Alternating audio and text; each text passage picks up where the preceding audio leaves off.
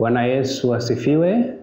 Napenda kukukaribisha siku nyingine nzuri ya leo katika kipindi hiki kizuri cha nukuu ya leo.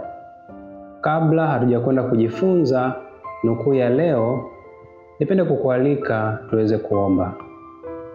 Baba yetu mwema uliye mbinguni, asante kwa kutupatia fursa hii na kuendelea kuhifadhi uhai wako ndani yetu. Kile ambacho tutazungumza nasi kupitia neno lako kiweze kuwa baraka kwetu, neema katika maisha yetu na tunu katika safari yetu ya maisha mafupi tulionayo hapa duniani. Tunaomba hayo katika jina la Yesu. Amen. Kitabu cha Kumbukumbu la Torati sura ya 5 aya ya 13, neno linasema, siku 6 fanya kazi, utende mambo yako yote.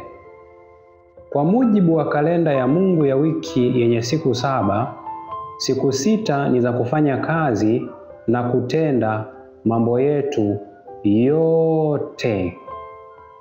Na suala hili linanikumbusha maelekezo mengine aliyoyatoa Mungu katika kitabu cha Mhubiri.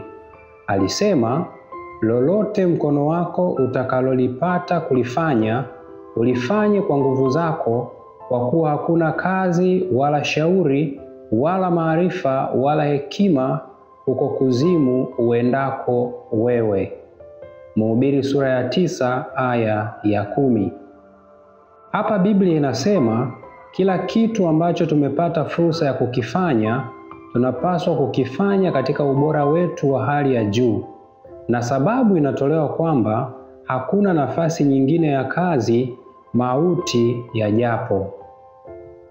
Hivyo, utaratibu wa vijana pamoja na wazee na akina mama na mabinti kufanya kazi kwa kulipua hakuendi sawasawa na mpango wa Mungu. Na hivyo, sio utauwa bali ishara ya uasi. Kadhalika, katika Kumbukumbu la Torati sura ya 5 aya 13, linatuamuru kuzifanya kazi na mambo yetu yote siku 6, kwa kuwa siku ya 7 si kwa ajili ya kazi wala si kwa ajili ya mambo yetu mengine. Na kazi zetu pamoja na mambo yetu yote yanajumuisha yale tunayopaswa kufanya siku zote, kama vile kupata nafasi na muda wa kujifunza neno la Mungu, kupata nafasi ya kuzungumza na Mungu kwa maombi kwa ajili yetu na kwa ajili ya watu wengine, kunyoosha mkono wetu kwa ajili ya kusaidia kila mwanadamu mwenye kuhitaji msaada wetu, na kuangalia, kutazama na kusikiliza yanayotuimarisha kiroho, kimwili na kiakili. Lakini pia inajumuisha yaliyo sahihi kufanya kwa siku 6, lakini yasiyopaswa kufanya siku ya 7. Mfano, kujihusisha na shughuli za kibiashara, kujihusisha na shughuli za shamba, kujihusisha na shughuli za ujenzi, hata kama ni ujenzi wa nyumba ya Mungu.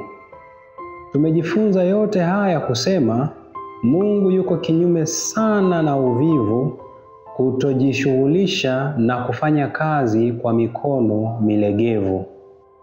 Lakini pia tunajifunza kwamba Mungu pamoja na kwamba anatamani tufanye kazi, lakini pia anatamani tuwe na muda wa kupumzika. Kwa lugha nyingine ni kwamba tunapaswa kuwa na kiasi. Kuna muda ambao tunapaswa kufanya kazi na kuna muda ambao hatupaswi kufanya kazi. Maana yake tunapaswa kupumzika, kutafakari na kusikiliza sauti ya Mungu. Kwa hiyo, kama unafanya kazi kizembe, ama unakula pesa ya kazi usiyoifanya sawasawa, ama muda wako unapotea bure, upo wito wa kubadilisha njia yako. Kitabu cha Gospel Workers ukurasa wa 277 aya ya 1, nabii anasema, Mungu hawezi kutumia wavivu katika kazi yake. Anataka watendakazi wenye mawazo, wema, wenye upendo na bidii.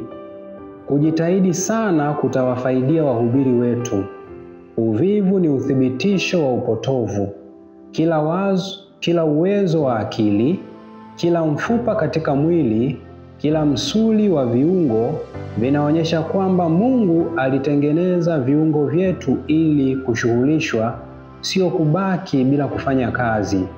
Watu ambao watachukua masaa ya mchana kulala bila ulazima hawana hisia ya thamani ya dakika za thamani za dhahabu.